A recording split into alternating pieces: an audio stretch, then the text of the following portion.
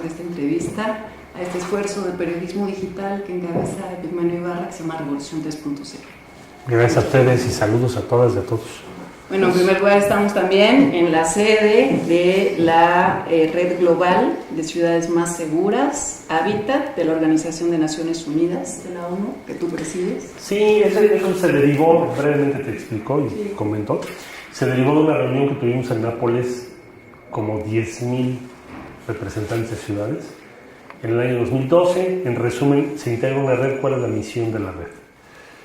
La misión de esta red es proponer a la Organización de Naciones Unidas el programa de seguridad desde el punto de vista de las ciudades y no de los países. Normalmente los programas de seguridad los hacen los países y hay mucho énfasis en armamento, coerción, terrorismo, control de la libertad personal, y nosotros queremos hacer otro enfoque totalmente diferente. Entonces por eso se hizo esta red y tenemos la encomienda de presentar el programa a las Naciones Unidas a más tardar en 2016, dentro de las metas del nuevo milenio. Entonces vale mucho la pena porque es la primera vez que las ciudades hablamos, proponemos o damos un enfoque diferente. ¿Y esas propuestas serán vinculantes, digamos? Armas una propuesta, haces un programa, fijas metas, fijas cómo se miden y se integra un fondo. No lo puedes hacer obligatorio para las ciudades, pero sí para aquellas que firmen y se vayan adhiriendo o se vayan sumando a este programa. Hoy en día la red pues tiene un número de ciudades creciente, ¿no? Yo creo que estaremos ya más de 500 ciudades del mundo que han firmado ya en estar en favor de este programa. Nuestro enfoque es la prevención, cohesión social, cultura. Es otro tipo de concepción distinta a la que a veces escuchamos mucho en materia de seguridad. Y no solo estamos hablando de crímenes, sino de seguridad ciudadana en el sentido más amplio, ¿no? Sustentabilidad, libertades y derechos, tus oportunidades de empleo, en fin. Bueno, entremos al tema, ¿qué te parece ahora? Sí. Sobre, esta propuesta del día de hoy en materia de la reforma energética que está por venir. Pues es que Peña se fue a Londres y se sinceró allá, ¿no? Entonces dijo que quiere reformar la Constitución, hacer cambios, dijo él, cambios constitucionales para dar certidumbre a la inversión. Es lo que dijo en el G8. Eso significa, en resumen, síntesis, que cambies cuando menos el artículo 27 constitucional y que aquello que hoy es solo permitido en la Constitución para el Estado mexicano, pues ahora lo puedan hacer corporaciones privadas, particularmente del exterior. Bueno, ¿y esto qué tiene que ver con nosotros, no? Bueno, pues se trata de compartir la renta petrolera del país con las corporaciones más importantes que vengan a hacer inversión. Es decir, cuando tú dices yo no tengo dinero, no tengo tecnología, ven y hazme todo el trabajo y comparto contigo el riesgo, pues les vas a tener que pagar con gas y petróleo. Y eso significa que lo que hoy es solo de los mexicanos, pues ahora lo vamos a compartir con otras personas. Van a ser sus utilidades. Ya no son parte de la renta petrolera o de los ingresos de México que provienen de los hidrocarburos. Ese es el asunto. A ver, hay que irnos despacio porque es un tema muy, muy complejo. Sí. Hoy, lanzaron, ya habían hablado de 8 ejes centrales, ¿no? El ingeniero Cuauhtémoc Cárdenas está encargado de la redacción también de esta propuesta del PRD de la reforma energética. Podemos irlas explicando una a una. Esto que tú mencionas sobre la renta petrolera, sería interesante. Yo me encontré una nota por ahí publicada en febrero de 2008. Es un informe de México de la Organización Mundial de Comercio, ¿sí?, sobre México. Y dice que desde la expropiación de la industria petrolera, la mitad de sus actividades para la utilidad pública y a favor de la nación se han privatizado. Creo que no es algo nuevo lo que está ocurriendo ahora. Se han privatizado. En el decreto expropiatorio, tales áreas se definían como descubrimiento, captación, conducción, almacenamiento, refinación y distribución de los productos. A 70 años, ¿no? En 2008, que hoy son 75, dice entonces que a 70 años, hoy 75, el contraste más actual de la industria Lo expone la Secretaría de la Organización Mundial del Comercio en un extenso documento titulado Examen de las Políticas Comerciales Informe México, que liberó su divulgación el 13 de febrero de 2008. En sus separatas dedicadas a la energía, la OMC muestra que mediante contratos de obras, prestación de servicios, permisos y franquicias, la iniciativa privada nacional y extranjera participa ya en el almacenamiento, transporte por medio de tuberías y por otros medios, distribución, comercialización y en la importación y exportación de gas natural, gas licuado, gasolina y por supuesto en toda la línea de petroquímica secundaria, donde no hay restricción alguna al capital extranjero. Entonces... Sí, vamos a explicar, porque son muchos temas. Primero, ¿dónde estamos? México nacionaliza el petróleo en 1938. ¿Qué había hasta 1938? Concesiones. Concesiones. Quiere decir que tú compras una superficie de tierra, se te da una concesión y todo lo que tú encuentres en esa superficie de tierra, se entiende que tú lo explotas, pagas un impuesto al gobierno y prácticamente es tuyo, vamos a decirlo así. Esas concesiones fueron cuestionadas por el artículo 27 constitucional, que decía y dice hasta ahora que todo lo que está en el subsuelo es propiedad de la nación. La nación puede otorgar concesiones, salvo en el caso de hidrocarburos. ¿Por qué se quitó la concesión? Porque se estimó, cuando se hizo ese artículo, que las concesiones le dejaban muy poco al país. Es decir, que se habían otorgado grandes extensiones de tierra a las mismas empresas que hoy están en el mundo, Shell, lo que era Standard Oil, y solo le pagaban al Estado mexicano un impuesto muy pequeño. Esa era la situación. Bueno, entonces el artículo 27 cambia eso.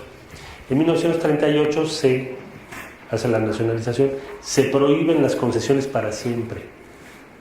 Se prohíben, no puedes concesionar en materia de hidrocarburos, nada.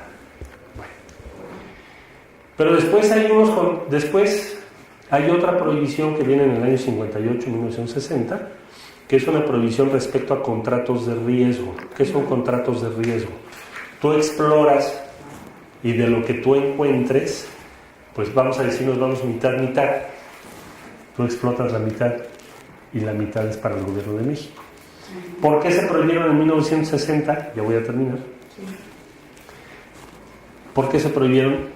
Porque los que se dieron, los contratos que se dieron, resultaron mal por varias razones, pero una particularmente, porque cada vez que te sentabas con una de las empresas a las que habías contratado, pues aparecía la embajada de Estados Unidos o de Inglaterra. Cada vez que tenías una diferencia de utilidades, oye, no, el depósito no es así. Entonces, ¿qué hizo México? Dijo, ya no vamos a hacer contratos de riesgo, porque siempre estamos en desventaja respecto a los países de origen de empresas superpoderosas. Exxon o Shell son más grandes que el producto de México, completo. Entonces, a la hora que te sientes en la mesa, si además viene el embajador de Estados Unidos a decirte, oye, no, es que esta empresa hay que pagarle más, estás en una desventaja tremenda. Bueno, se prohibieron en 1960. Eso fue respecto a prohibiciones. En síntesis, hasta ese momento, se establece una exclusividad del Estado mexicano para ejercer las actividades que tienen que ver con exploración, explotación y distribución. En los años 90 se hacen reformas para liberalizar. ¿Qué quiere decir liberalizar? Que los privados puedan invertir y hacer. ¿En qué materias? Petroquímica, por ejemplo. ¿Qué pasó con la petroquímica? ¿Se abrió? Pues no ha habido inversión. Muy pobre. Ductos de gas. Se abrió la inversión. No ha habido inversión. Por eso tenemos hoy, inclusive, falta de gas en varias regiones del país. O sea, la liberalización se abrió desde los años 90. El último episodio fue en el sexenio de Felipe Calderón, que muchos participamos en el tema de oponernos a la reforma que se hizo. De todas maneras hicieron una reforma, si no toda lo que ellos querían, hicieron una reforma más o menos parcial, que tampoco ha tenido muchos resultados.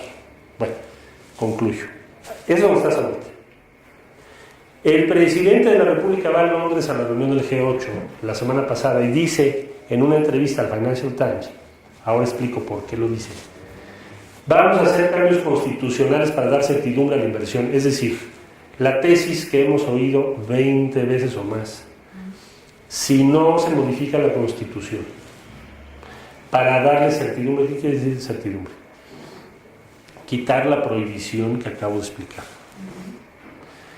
a las empresas internacionales. ¿Cuáles? Las mismas que te acabo de decir. Shell, Exxon. Pues entonces no se va a lograr la inversión que se quiere. Eso es lo que dijo Peña en resumen. Eso fue la semana pasada. Por cierto, en México casi pasó inadvertido. Casi no se publicó la traducción de ese artículo. Bueno.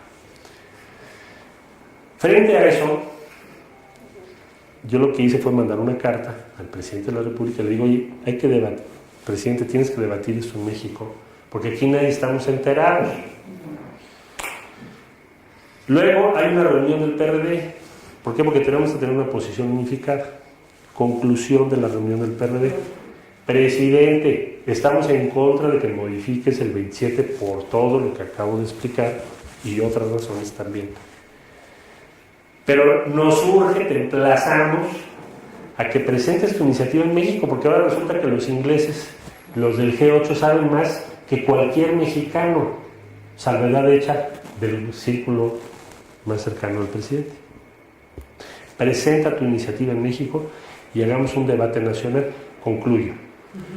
En muchos países del mundo, cuando se toma una decisión de este tamaño, tienes que hacer un referéndum o plebiscito. ¿Qué es lo que deberíamos de nosotros pugnar? Que se hiciera lo mismo, con un debate por el sí y por el no. Nosotros diríamos sí a mantener la propiedad exclusiva. Ellos dirían que no. Es una forma de plantearlo. Y que se haga un referéndum o plebiscito para que se decida, porque eso sí nos va a afectar mucho en los próximos años. Esa es la síntesis. Esa es la consulta que piensan hacer. Pero oficial.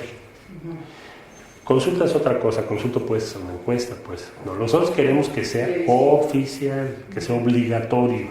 Sí, Peña, su partido y una parte del PAN quieren cambiar la Constitución, que no sea solo un debate en la Cámara de Senadores y Diputados y en las cámaras estatales, sino que se abra y sea un referéndum, ¿sí o no? Pero balconeó Peña también al Pacto por México. Dio a entender en esa entrevista que ya había acuerdo. Sí, por supuesto. Peña dice que incluso tiene la mayoría de los votos. Es lo que él dice en la entrevista. Ayer hubo una reunión, platicábamos, y Pablo Gómez es el consejo rector que asiste a las reuniones del pacto. Y Pablo Gómez nos dice, no se ha tratado en el pacto. Bueno, no se ha planteado el pacto. No conocemos la iniciativa de Peña. Por eso la conclusión del encuentro de ayer es exigir, emplazar a Peña que la presente en México. Sin embargo, ¿qué quiso decir Peña claramente en esa entrevista? Bueno, lo que Peña quiere decir es que tiene la mayoría de votos necesarios. Es decir, que tiene las 2/3 partes de ambas cámaras, diputados y senadores, para sacar adelante su reforma constitucional y de las leyes que va o que está pensando para cambiar el estatus que hoy tienen nuestros hidrocarburos. Ahora, ¿por qué es importante esto? Bueno, 35% del presupuesto este año lo pagan los recursos que provienen de Pemex. O sea, olvídate de la Universidad Nacional Autónoma de México, universidades estatales, nuestro sistema educativo con los defectos que tenga, nuestro sistema de salud, el Instituto Mexicano del Seguro Social. Es decir, habría que hacer otra cosa muy distinta si no tuviéramos esos recursos. Por eso es tan importante. Sí, ha hablado de privatizar, que así es como se defiende, ¿no? Privatizar Pemex es otra cosa. Privatizar Pemex, él dice, no, yo no he hablado de eso. No, lo que él dijo fue otra cosa. Nosotros tampoco hemos dicho eso. Yo no estoy pensando que Peña haya llegado al G8 y les haya dicho, oigan, les vendo Pemex, ¿qué creen? No, no creo. Pero de lo que estamos hablando es de modificar la Constitución para lo otro que estoy diciendo ahorita, es distinto. Pemex actual y las aguas profundas y el gas de México a futuros son dos cosas distintas, ¿no? Sí, a ver, el tema de los contratos incentivados, que fue parte de lo que se incluyó en esta reforma energética del 2008. Háblanos un poquito de qué tratan, a qué se refieren estos contratos, porque aparentemente también estos contratos también permiten a las empresas privadas la explotación, exploración y extracción de crudo. Es una fórmula de los contratos de riesgo. Perdón. Tú lo que haces es esencialmente lo siguiente. La actividad de exploración es que tú inviertes 100 millones. Y esto es como ir, si se permite la similitud, a un juego. O sea, tú vas a una exploración, inviertes 100 y a lo mejor no consigues ningún depósito. Perdiste tu 100. Por probabilidad, estadística, etcétera, con que tú le pegues a uno de los 100 millones que invertiste, pues a lo mejor ese uno vale no 100, vale 5,000 o vale 1,000. Entonces, cuando hablamos de capital de riesgo, nos estamos refiriendo a que se tiene que hacer una inversión grande y se puede perder toda esa inversión. Eso es capital de riesgo. Conclusión, ¿qué es lo que te están diciendo ahorita? No vamos a tomar esos contratos incentivados de riesgo, como los quieras, poner el adjetivo que tú quieras.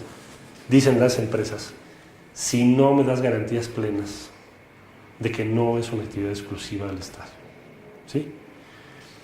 Por eso, dice Peña, pues voy a cambiar la Constitución, porque hasta ahorita no han funcionado muy poco. Petroquímica se abrió, no ha habido inversión. Ducto se abrió, no ha habido inversión. Contratos de riesgo en modalidades, tampoco ha habido una gran inversión. Entonces, ¿qué quieren? Pues quieren compartir tu renta petrolera con todas las garantías. Pues eso es, con el nombre que le quieras poner. Contrato de riesgo, cambio constitucional. Ayer dijo el presidente entrante del Consejo Coordinador Empresarial, apertura. Peña dice liberalización. O sea, nadie te va a decir realmente, oigan, queremos compartir la renta petrolera. Déjame ponértelo en otro término. Tomar esos capitales y esos contratos significa que tú hoy logras esa, o puedes lograr esa inversión, pero la vas a pagar caro durante muchos años, porque la tienes que pagar. O sea, si ellos encuentran un depósito, lo tienes que compartir con ellos. México ya lo hizo y no funcionó y no nos fue bien y lo prohibieron constitucionalmente por lo que acabo de explicar. Y ahí vamos de nuevo otra vez a la misma. ¿Qué se argumenta para hacer esto? Yo creo que los argumentos que hemos escuchado son dos: que no tenemos recursos y que no tenemos tecnología, recurrentemente. Nada más que si tú, digamos, comparáramos 1998-99, precio del petróleo, a 2010 o 2011, ha subido 10 veces o más el precio del petróleo. ¿Cómo me dices que no tienes recursos? No lo sabes usar. Pero creció 10 veces el precio de lo que vendes. ¿Cómo nos vienes a decir ahorita, oigan, no tengo dinero? Es un argumento hasta peligroso para México en el exterior. Segundo, no tengo tecnología. Fíjate que eres un país que lleva explotando petróleo y hidrocarburos más de 70 años. ¿Cómo llegas a decir eso? Es decir, es de preocuparnos, ¿no? Entonces, ¿qué somos? ¿Somos una nación fallida? ¿Un Estado fallido? ¿No podemos? La industria naval mexicana, si la comparas con otras del mundo, pues es de ese tamaño. ¿Por qué no hemos desarrollado una industria naval o naviera más poderosa? Porque el principal consumidor pues, tiende a ser Pemex, y Pemex los compra en el exterior. Entonces, ¿sí se podría haber hecho algo distinto? Sí. No se ha hecho pues, porque no se ha querido, no porque no podamos. Entonces, los argumentos que han dado son esos. No tenemos dinero, no tenemos tecnología. A ver, tecnología. Vamos a ver. La inmensa mayor, o la mayor parte de la producción de Pemex actual son aguas hasta 500 metros de profundidad. Pero ya tienen 7 pozos funcionando de aguas profundas. Entonces, ¿cómo están funcionando esos pozos si no tenemos tecnología? Pues compramos tecnología a diferentes proveedores, hay algunos nacionales. Pues igual podríamos tener más, ¿no? Anuncia el expresidente Calderón casi al salir de su gobierno, ya encontramos una gran reserva. Y ahora vamos a ir a buscar quién la venga a explotar. Pues ya la tienes ubicada, pues ¿cuál riesgo? Es hasta ridículo. Digo, si tú sumas las declaraciones de los presidentes, ya no digo secretario. El expresidente Calderón dijo, encontramos una gran reserva, ya sabemos dónde está, ya sabemos qué profundidad tiene, ya sabemos todo. Y ahora vas y dices, no tenemos tecnología ni recursos, vengan ustedes a hacer nuestro trabajo. Y compartamos la renta petrolera, o sea, lo que resulte. Yo creo que es la manera más cara de conseguir recursos y tecnología. Todo esto habla, perdón, de un fracaso de un régimen. Pero habla también del... Te habla yo creo que de una determinación, de una... Déjame poner 2 periodos en comparación. México, un país pobre, dividido, surgiendo una revolución, nacionaliza el petróleo. Debo decir que lo había nacionalizado poco antes Bolivia, pero digamos que es una de las primeras nacionalizaciones de petróleo en el mundo. No teníamos nada, no teníamos técnicos, y sin embargo salieron adelante, con muchos problemas y sacrificios. Hoy en día México es la economía número 13 del mundo. Tenemos más de 70 años de experiencia de exploración y explotación. Tenemos una economía muy compleja. De hecho, somos la principal nación o economía manufacturera del continente después de Estados Unidos y Canadá. Y salimos con que no tenemos tecnología ni recursos. Nunca habías visto tú eso, o es muy difícil encontrar un caso parecido a nivel internacional. Yo creo que es un tema de decisión estratégica y decisión política. Ese es mi punto de vista. La carga fiscal, por ejemplo, es otro de los argumentos también que tiene actualmente Pemex y que es muy onerosa y se la pasa pagando la Hacienda. Mira, Pemex tiene, tú decías ahora, ayer el ingeniero Cárdenas nos presenta ¿qué será? Pues un recuento de lo que él ha venido trabajando con un equipo muy grande desde ya hace tiempo. Él quedó de hacerlo así. A estas alturas se tiene un avance del 80%. Bueno, hay un tema que toca él insistentemente, que dice, Petróleos Mexicanos, descontados sus costos, todo lo demás se va a Hacienda. Todo. Si bien te dejan un poquito por inversión. Entonces, le estamos pidiendo a Petróleos Mexicanos que dé resultados y no queremos invertir en Petróleos Mexicanos. Es increíble, ¿no? Bueno, pues es lo que han hecho. Una de las propuestas es que eso cambie, que Pemex pueda invertir para que no tengamos que estarle pidiendo al exterior que nos presten dinero o que traigan su dinero con utilidades muy grandes ellos, ¿no? Ese es el tema. Sí, dos expertos aquí decían que de 159 litros que tiene un barril aproximadamente, 107 litros son para Hacienda. Por decir una proporción, pero no menos, puede ser que hasta más. Entonces ha crecido 10 veces el precio, un poquito más. ¿Y tu inversión cuántas veces ha crecido? 3. De hecho, vas por debajo. Ni siquiera mantuviste tu inversión. ¿Inversión en qué? Vamos a desarrollar tu industria naval, porque vas a necesitar, por razón lógica, una tecnología mucho mayor y una capacidad mucho mayor naval para entrar a aguas profundas. ¿Quién ha hecho eso con éxito? Brasil. Eso lo hizo porque se privatizó. No, lo hizo porque es un plan. Es decir, ellos no tenían petróleo en aguas someras, o muy poco, Y dijeron, vamos a aguas profundas, ¿qué necesito? Pues necesito industria naval. Su industria creció muchísimo. Bueno, México podría haberlo hecho, sí, no lo ha hecho. Es un ejemplo, es un... No, sí, ahorita que dices Brasil, por ejemplo, en una reunión a la que convocó Manuel Bartlett también, Fernando Siqueira, él es el vicepresidente de la Asociación de Ingenieros de Petrobras, Sí. dice que hay que pensar muy bien antes de modificar la legislación que rige a Pemex, ya que cuando se abre cualquier brecha en la regulación no tiene más control. Esto fue durante el foro Mitos y Realidades de Petrobras, realizado en el Senado, y también, bueno, hoy habla de la reestatización de Petrobras. Hace falta porque ha sido un fracaso para Brasil. Petrobras es un caso distinto al de Pemex por varias razones. Una de las razones es que cuando ellos inician no tenías una producción ni con mucho, ni siquiera remotamente parecida a la que nosotros tenemos. Tampoco tenían reservas probadas y ubicadas como las que hasta ahora tenemos en México. Entonces, ellos sí tenían un riesgo mucho mayor que el nuestro, vamos a decirlo así.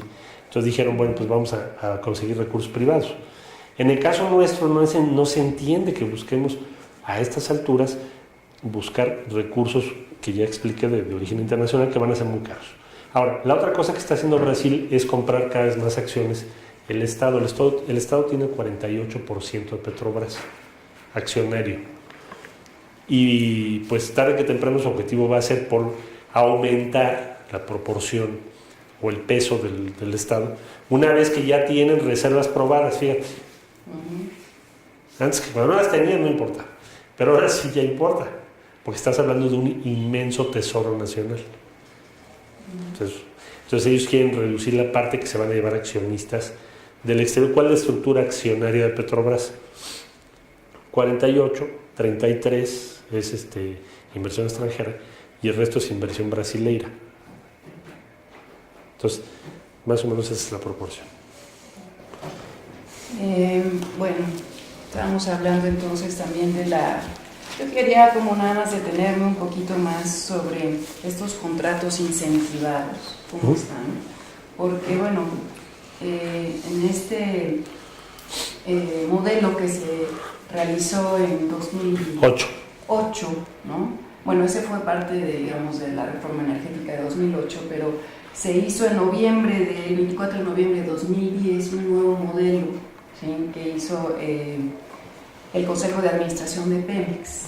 Este modelo, ¿no?, dice que las compañías contratadas por Pemex, un modelo de contrato, ¿no?, con estos contratos incentivados, dice que las compañías contratadas por Pemex recibirán el pago de una tarifa acordada según el precio de mercado por barril de petróleo extraída, más el pago del 70 al 80% de los costos en que se incurra y además el pago de los gastos de operación.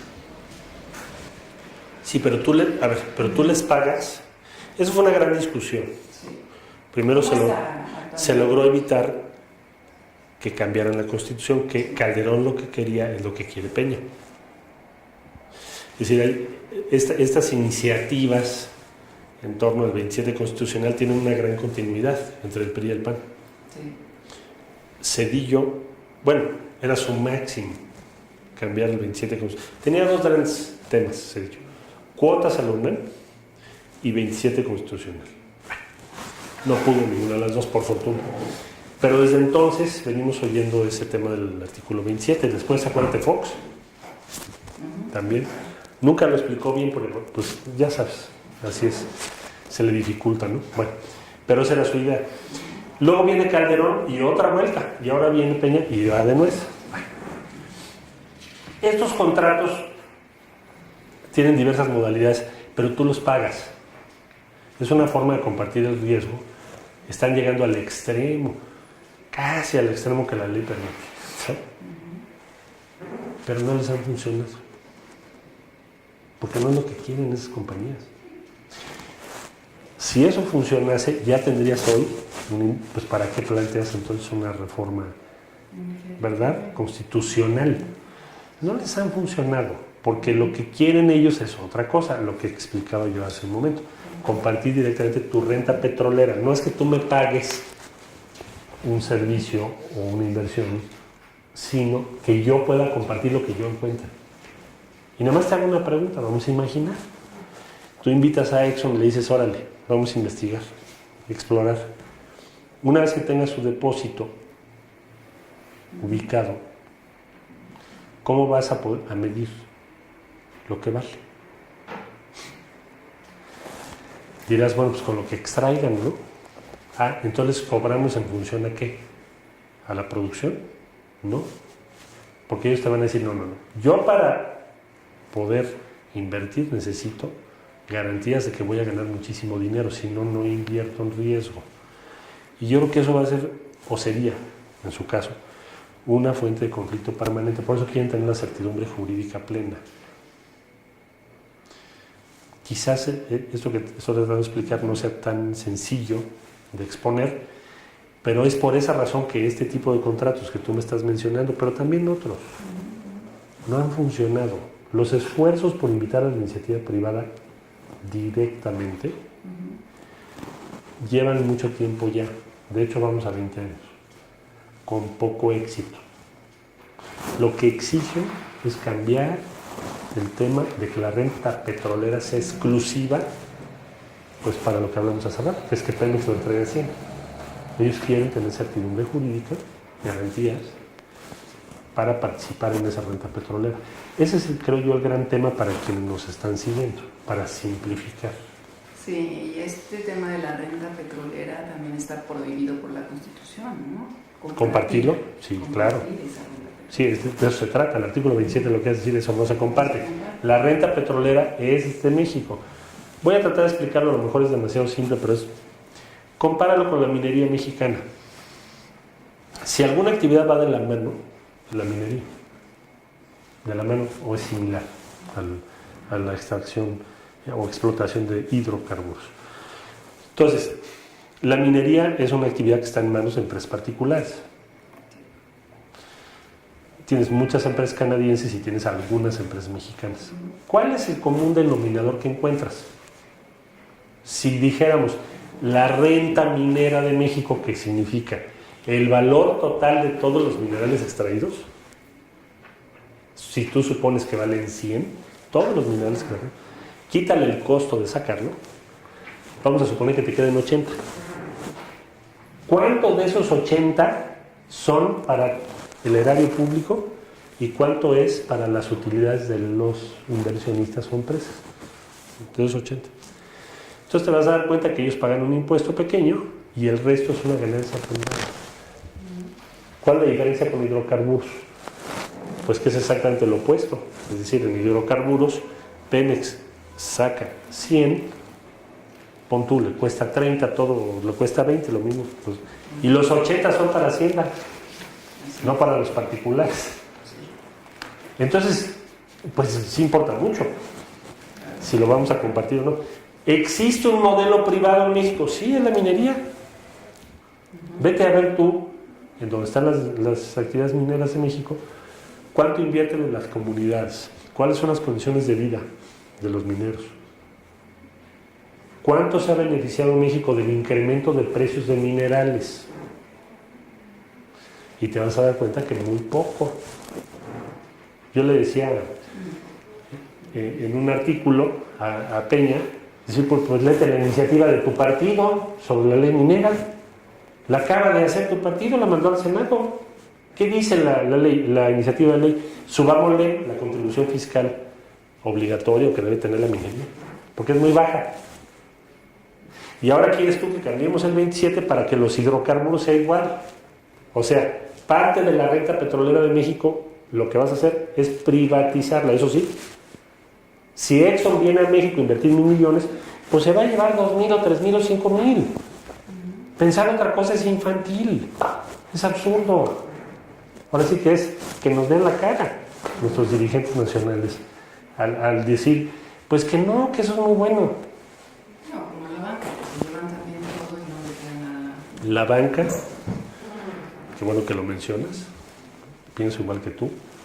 Cuando fue extranjerización de la banca mexicana. ¿Quién era su gran defensor y promotor? Pues el señor Gurría, ahora es el secretario de la OECD. ¿Qué te decía? No podemos, no supimos, quebramos, en fin. Vamos a traer bancos del exterior y México va a ser un centro mundial de capital. ¿Sabes cuál es la realidad? Estamos exportando capital de México. Pagamos comisiones más altas que el resto del mundo. Pues que nos digan por qué les vamos a creer, si no, sí que ya la vimos, ¿no? O sea, en hidrocarburos nos va a pasar lo mismo. Marcelo, hace 20 años hablas tú de este discurso de régimen, ya no es del PRI, sino que es del PRI y del PAN. Pues sí, ya pasó de uno a otro. Este discurso de la privatización y de que Pemex no puede, pero ese discurso va acompañado de una dosis propagandística tremenda y de un desgaste y un saboteo a la empresa, de la demolición de su prestigio. Hoy mucha gente te dice que se venga, total no sirve más que para enriquecer a Romero Deschamps. O sea, siempre hay ese filo. Sí, no, eso lo van a aprovechar mucho. Yo incluso te diría que lo que yo estaría esperando de parte del gobierno actual es que en el momento que vayan a lanzar esto, lancen o detengan a Romero Deschamps, que ha sido un dirigente aliado del PRI durante un largo periodo de tiempo. Lo podrían hacer. Dentro de las iniciativas que está proponiendo el ingeniero Cárdenas está, y ya lo discutimos ahora en la reforma laboral, el PRD propuso que las cuotas sindicales sean voluntarias, no solo en Pemex, en todas las instituciones públicas, y el PRI no quiso. Entonces, si queremos hablar de reforma, pues hagamos las cuotas voluntarias, y eso lo podemos hacer mañana, no necesitas invitar a Exxon ni a nadie, eso lo podemos hacer. Yo creo que con un consenso muy grande, cualquier día de estos. La iniciativa por parte del PRD está presentada respecto a la reforma laboral. Y el PRI dijo no, y no lo dejó pasar. Entonces, ¿queremos cambios? ¿Quién quiere cambios? Sí queremos cambios nosotros, pero cambios favorables. No cambiar situaciones en donde al final nos vamos a estar lamentando en el futuro. Porque el hecho de que tengas un sindicato como el que tienes, o bien que haya opacidad en muchas cosas en Petróleos Mexicanos, no justifica que tomemos entonces toda la renta petrolera y la compartamos con empresas del exterior, porque pues lo vamos a pagar muy caro. Si llegáramos a la conclusión de que no podemos hacer bien las cosas nosotros, pues ¿a qué le tiramos como país? Preguntaría yo. Entonces, ¿cuál es nuestro futuro? ¿Qué haríamos bien? O sea, si nuestro principal activo, que son los hidrocarburos, no lo podemos hacer bien, bueno, entonces ¿en qué lo hacemos bien? ¿En qué podemos hacerlo bien? Debemos hacerlo bien. Ahora, claro está, se necesita cambiar las reglas, que las cuotas sean voluntarias, que se exija transparencia en Petróleos Mexicanos, en fin. Bueno, pues eso hay que hacerlo, eso se puede hacer. Y además no se tomaría tanto tiempo. ¿Y cómo acabas con la corrupción sindical, por ejemplo? Con eso. O sea, que tu cuota sea voluntaria significa, para los que hemos trabajado en el servicio público, te llega tu cheque con un montón de claves y ya sabes, y una de esas es la cuota sindical. Entonces son millones y millones de pesos que se le entregan a la dirigencia sindical y es muy difícil o raro que rindan cuentas. Entonces creo yo que el cambio más importante es que sea voluntario. Tú pagas lo que tú consideras que vale la pena pagar porque el sindicato te está sirviendo, te está funcionando, etcétera, etcétera, etcétera. No que te lo descuenten y se lo den. Bueno, es una. Otra, que tengan obligación, que sean entes públicos obligados para efectos de transparencia y para efectos como todas las demás, porque tienen recursos públicos. Si tú ahorita pides los recursos del sindicato vía el IFAI, te van a responder que no, porque no eres agremiada a Pemex, pero son recursos públicos. Es decir, se debería, ¿no?, tener esa transparencia y que las cuotas sean voluntarias. Por otro lado, Marcelo, ¿qué conexión hay entre renta petrolera y el bolsillo de cada uno de las ciudadanas y los ciudadanos?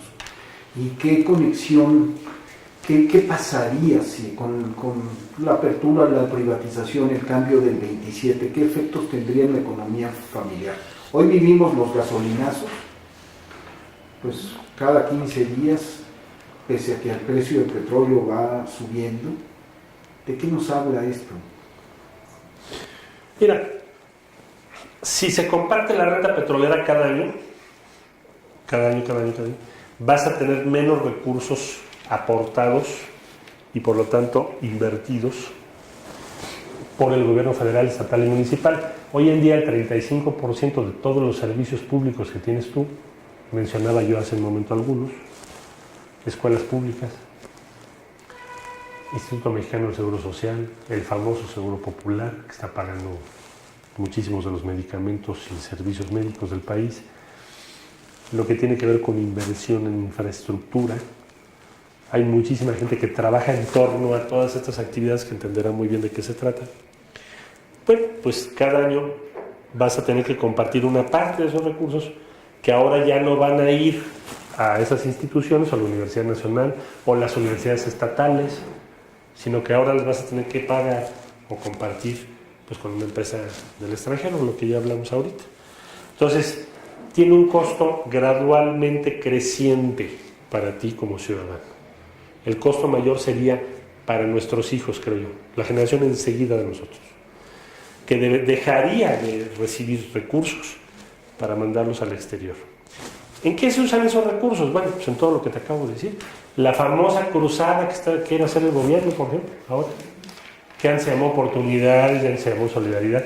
Bueno, pues la pagan fundamental, primordialmente, con esos recursos. Entonces sí tiene una afectación, me parece muy seria para nuestra vida cotidiana. Si alguien dijera, esta inversión o esta apertura va a hacer que la gasolina ya no suba, sería un gran mentiroso. Porque si una empresa privada quiere vender gasolina en México, pues se la va a vender al precio internacional, no al precio nacional. Y por consiguiente el precio muy probablemente sería más alto. Muy probablemente sería más alto que el que tienes ahorita. Por ejemplo, Exxon, Mobil, todas las marcas que hay, Shell, pues te lo venderían a precio internacional, más impuestos. Así está la situación. Se han usado estos recursos también pues para pagar todas estas crisis económicas en las que nos han metido los malos gobiernos, ¿no? Te voy a decir en qué se usó. Mira, por ejemplo, en el sexenio de Fox se usó dos conceptos. En el sexenio de Fox tuvimos México, vía Pemex, un cheque de $70,000 millones adicionales. O sea, te cuenta que tú llegas al gobierno y en algún punto del gobierno llega alguien, señora, aquí hay un cheque para México de $70,000 millones. Imagínate el tamaño. ¿Qué hicieron con el dinero? Dos cosas. Prepagaron deuda, particularmente con Estados Unidos, que hasta Estados Unidos dijo, bueno, ¿y ahora por qué me pagas antes? ¿No? Bueno, fuimos ahí muy formalitos, necesitan mi cheque. Y segundo, pagaron el crecimiento del gasto corriente. Sueldos, porque subieron sueldos, pero a lo bonito. Sueldos de funcionarios. No subió el sueldo del trabajador promedio, pero funcionarios subió mucho. Y lo que llamamos gasto corriente, o sea, nómina y otros gastos, la luz, el teléfono. En eso lo usaron principalmente. Es impresionante, pero en eso lo usaron. Ahora, ¿eso quiere decir que está mal Pemex? No, el que está mal es el que usa el dinero. ¿Estuvo bien que México expropiara? Sí, porque si no, nunca hubiéramos tenido ese dinero, jamás. ¿Tenemos que usar bien ese dinero? Bueno, aquí hay una iniciativa que vas a encontrar, ley que regula los excedentes petroleros. Ahí está. ¿Para qué? Para decir, a ver, espérenme. Todos los recursos que obtengamos vía Pemex se tienen que invertir ¿en qué? Porque ya no queremos que los inviertan a su leal saber y entender o como les venga en gana. Queremos que se distribuyan de esta manera. Educación, salud. A ver, acaba de salir el reporte internacional que dice que México tiene más ninis. Estamos en el tercer lugar mundial. Nos gana Israel y Turquía, nada más. Entonces tenemos un porcentaje muy grande de jóvenes que no están estudiando ni trabajando. Bueno, ¿que no podríamos utilizar parte de este dinero para darles una beca y ponerlos a que se capaciten y después trabajen? Pues claro que sí.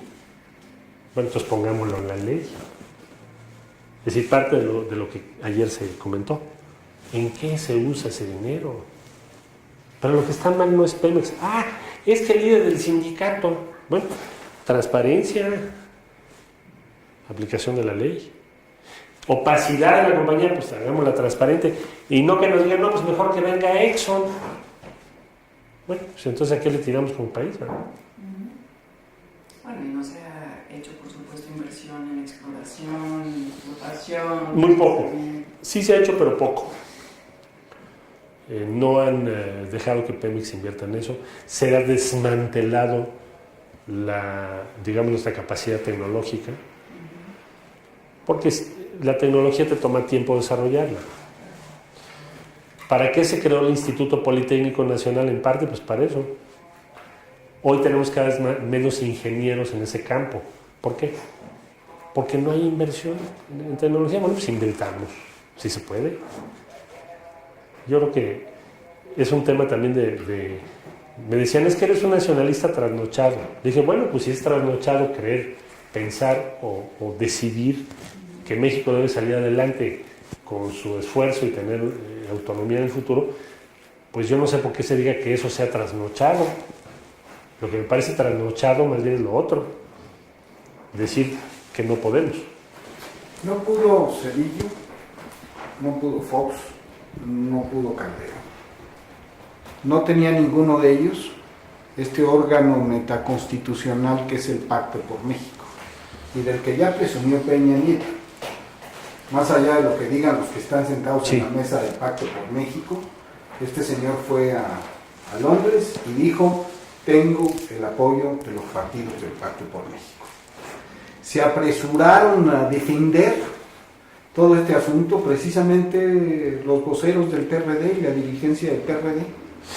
Bueno, yo te diría que desde luego el punto principal de la reunión de ayer fue decir que de ninguna manera el PRD puede apoyar ninguna reforma al 27 constitucional. Es más, está en nuestros estatutos. O sea, si se quisiera apoyar una reforma del 27 constitucional, tienes que llamar a un Congreso Nacional, o de otro modo sería ilegal. Porque si no, ¿para qué son los documentos básicos, verdad? Entonces, el PRD no puede de ninguna manera apoyar una iniciativa de esa naturaleza. Ayer eso se dejó muy claro en la reunión. Si alguien del PRD habló con el gobierno y le dijo que sí, pues a ver cómo le va a hacer, porque no veo cómo lo vas a sacar. Ayer estuvo todo el PRD ahí. Entonces, Peña dice, el pacto, tengo el apoyo del pacto, me queda muy claro que él está sumando PRI más PAN seguramente. Pero que sería impensable que alguien del PRD votase una reforma del 27 constitucional. Bueno, simple y llanamente habría que expulsarlo del partido, porque eso es uno de los renglones más importantes en los documentos básicos del partido, documentos que tú protestas cuando eres diputado y senador, cumplir y hacer cumplir. Es un compromiso legal inclusive. De la dirigencia ni te digo, todavía más. Entonces, pues yo revisé los documentos básicos del partido y es muy claro, nosotros no podemos aprobar eso. Nunca. Dices tú, sería impensable, pero hemos visto lo impensable ocurrir.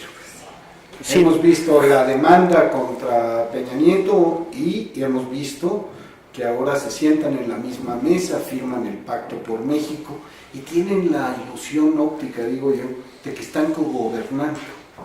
No. Es una coalición sin ser coalición. Yo incluso me preguntaban hace algunos meses sobre eso. Entonces decía, dice el Financial Times, it's a coalition between the main parties of Mexico. Entonces, a mi modo de ver, no deberíamos estar siguiendo esa línea, pero bueno, ese es mi punto de vista. Lo que yo te diría es, no vamos a permitir que el PRD en ninguna instancia y en ningún escenario vote en favor de una reforma de esa naturaleza. Pues para eso estamos varios militantes ahí y vamos a levantar la voz. ¿Cómo vamos a permitir eso? No se va a permitir. Yo quisiera hablar un poco de la gestión, insisto en la cuestión de la propaganda. Hemos visto cómo nos hacen comulgar cabalgar con ruedas de molino. Y lo impensable ocurre no nada más en la izquierda, sino en general en el país. Para que Peña haya ido a decir lo que fue a decir, debe tener sobre la mano estudios de opinión, tienen una estrategia mediática. Sí, no, claro. Cuentan con el desgaste natural, con la televisión, para convencer a quien sea necesario. Empezó Felipe Calderón con el Tesoro y ahora nos venden el cuento de la modernización y del México exitoso. ¿Cómo enfrentar esto? Pues necesitamos informar, necesitamos primero alertar. Creo que hay una ventaja, si se me permite, en esta declaración de Peña Nieto. Yo te decía al principio, explico ahora por qué la hizo. Alguien puede decir, bueno, ¿qué ¿fue un lapsus honestus? No. Bueno, cuando menos se ve que es una entrevista armada y deliberadamente organizada para este tema. ¿Por qué? Hay un artículo también en Wall Street Journal. Pues porque se habló de eso en el G8. Es una vacuna, porque si no, a lo mejor alguien del G8 diría, vino el presidente de México y ¿qué creen? Nos ofreció este tema. Habría sido un escándalo muy grande. Entonces Peña lo dice en el Financial Times y en el Wall Street Journal sale una explicación. Ahí no es la entrevista de él, pero sí de sus funcionarios, diciendo qué es lo que pretenden hacer. Esencialmente lo que ya explicamos: liberalizar, invitar a las empresas de Estados Unidos e Inglaterra. Eso fue la razón. ¿Qué debemos hacer ahorita? Abrir el debate. Exigir que en México Peña presente su propuesta, informe, consulte, o cuando menos lo ratifique lo que dijo en Londres. De nuestra parte, abrir el debate. Ayer, ¿qué fue el planteamiento? Pues se lo dijo el ingeniero Cárdenas. Los que tenemos preguntas que hacer somos nosotros respecto a lo que Peña está diciendo, porque no estamos de acuerdo por todo lo que ya dijimos. Entonces, organizar el debate. Ayer estuvieron los senadores y diputados. Nada de que una mesa de 5 gentes. Esto va a tener que ser un debate público. Vamos a exigir muchas personas que se haga como en los países del mundo donde hay decisiones de esta envergadura. Tienes que hacer referéndum o plebiscito porque tiene que ver con los activos nacionales. No es que consultes en la web, sino que sea vinculatorio. Y que Peña encabece la corriente, la propuesta de no permanecer los hidrocarburos en manos del Estado mexicano. Y nosotros estaríamos del lado de sí mantener el dominio de la nación sobre estos bienes. Hay que obligarlos a ese debate, hay que darlo. Lo peor que podemos hacer es no decir quedarnos callados, ¿no? Hay que difundir cuál es el problema y combatir muchos de esos temas que bien señalas, que los van a manejar. Yo no me sorprendería que de la noche a la mañana te detengan a Romero de Champs y el mismo día presenten o al día siguiente el 27 constitucional y que la gente diga, pues está bien. ¿Por qué? Porque no tienes información, te puede sorprender, en fin. Entonces desde ahora hay que dar ese debate. No nos queda, no veo otro camino. Siendo Romero de Champs, creación de ellos mismos. Bueno, ha sido el gran aliado del PRI. Te la pongo muy sencilla, porque el PRI se opuso a que las aportaciones sean voluntarias, porque le pega a todos sus sindicatos, todos, no uno. Entonces se oponen rotundamente. Entonces, no se resuelve este tema con el que a una persona le hagas un proceso jurídico, sino se resuelve con un cambio primordial, fundamental, en cómo funcionan los grandes sindicatos que tienen trabajadores al servicio del Estado. Y eso hay que cambiarlo en la ley. Nosotros vamos a luchar por eso. Por último, Fox pudo y no supo. No tenía ni con qué hacer. Calderón se ocupó en la guerra. Este hombre viene con la sensación de que lo pueden todo. ¿Qué está en juego en esta batalla por el dominio de la nación sobre los hidrocarburos? Pues lo que está en juego es el futuro del país. Ahora, lo hemos oído muchas veces, pero lo que está en juego es si pueden hacer esto. Me preguntaría yo, pues, ¿qué no pueden hacer? Si les permitimos que, a mi modo de ver, malbaraten nuestros activos nacionales, pues entonces, ¿cuál es el límite? Yo creo que debemos, insisto, trabajar todas y todos para evitar que esto ocurra. Y lo primero que hay que hacer es informarnos y obligarlos a debatir, a que presenten su propuesta, a que argumenten. Nosotros ayer presentamos 13 iniciativas, 13 en temas muy complejos, sin ser el gobierno. Pues que el gobierno presente la suya ya. Eso es lo que tenemos que exigir. Y vámonos a un referéndum plebiscito. Es lo que me parece a mí que es lo que procedería, o lo que debiéramos buscar como objetivo primordial. Nada de que se resuelva en una mesita que se denomina pacto o acuerdo, como se denomine, sino que sea un tema de todas y de todos. Es lo que me parece a mí que sería sustantivo. Marcelo, ¿y tú vas a ser el candidato para el presidente de PRD próximamente o no? ¿Te vas a postular? Bueno, el PRD va a hacer su cambio de acuerdo a estatutos por ahí del mes de marzo del año entrante. Entonces, vaya, yo he dicho ya hace varios meses que a mí me interesa estar presente en esa situación. Hoy por hoy no es el tema hoy, te digo esto porque el presidente del partido se molestó conmigo, se irritó por lo que dijo Peña. El tema ahorita, pues estamos en unidad, está el ingeniero Cárdenas, procuremos que todos vayamos juntos, ¿no? Hagamos puentes con Morena, con Andrés Manuel, busquemos a todos los que podamos coincidir en esta tarea. Lo de la dirigencia va a venir después, pero la respuesta a tu pregunta es sí, me interesa estar presente en eso. ¿Tú te sientes cómodo en el PRD ahora? Pues no, eso ya es otra cosa. Yo lo que te diría es, el PRD es un partido maravilloso.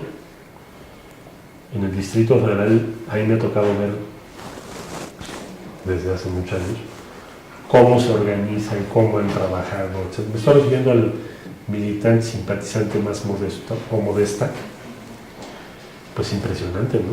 Su compromiso, etc. Y yo creo que ahora el reto es que la dirigencia, lo que hacemos, los que dirigimos, estamos ahí, pues coincida o refleje lo que esperan esos militantes. Creo que nos faltan muchos cambios, muchas reformas, otras formas de actuar. Pero bueno, eso tendrá su momento, ¿no? Que es hacia febrero-marzo del año 2014. Y ahí ya nos veremos. Ya nos veremos y nos veremos también para el 2018 también, ¿no? También, pues eso es lo que sigue. Tenemos que irnos preparando para que no tengamos... Lo que tenemos ahorita es un intento organizado, muy sistemático de restauración de un partido hegemónico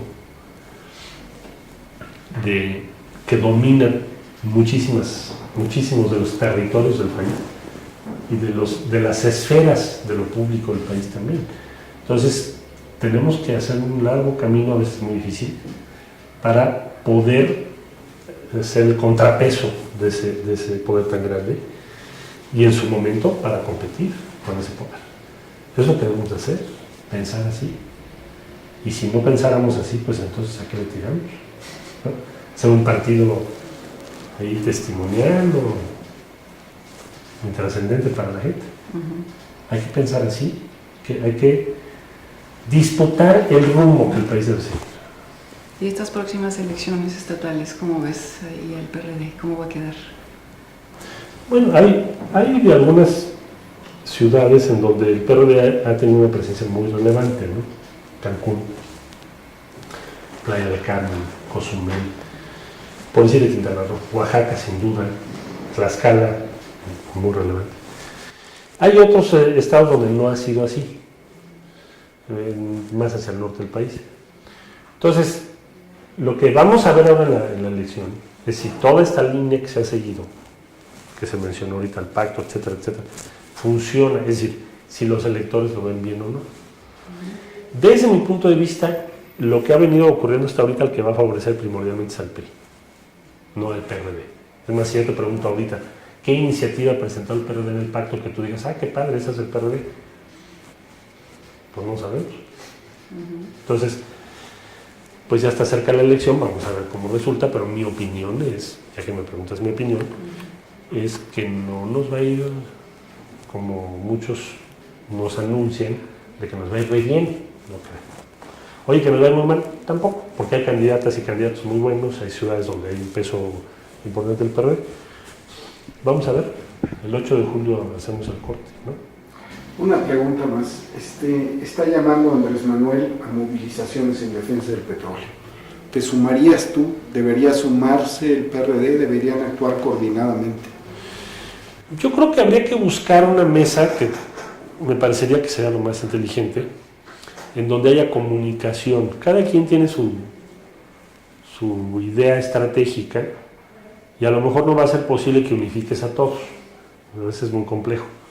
Pero sí tener una coordinación respecto a la información que tenemos, las posiciones que vayamos a tomar, qué vamos a hacer, cómo vamos a argumentar. Hay diferentes líneas de pensamiento y bueno, pues hay que respetar eso. Yo pensaría más al uruguaya. Se necesita tener un frente amplio y tienes que tener muchas organizaciones muy distintas y no le puedes pedir a todo el mundo que esté de acuerdo en todo. Pero les ha funcionado, también es así que son gobierno. Entonces pienso que ahora deberíamos hacer lo mismo aquí. Andrés Manuel tendrá su propia línea de trabajo, pero finalmente todos estamos en la misma lucha, ¿no? De unidad a pesar de las diferencias que existen. Coordinación, respeto entre nosotros. ¿Cuál es nuestro punto en común? Pues desafiar a ese PRI que pretende restaurar una hegemonía impresionante, que después va a ser muy difícil el contenerla, ¿no? Eso es lo que tenemos que hacer. Muchas gracias. No, gracias a ustedes. Gracias. Hasta luego.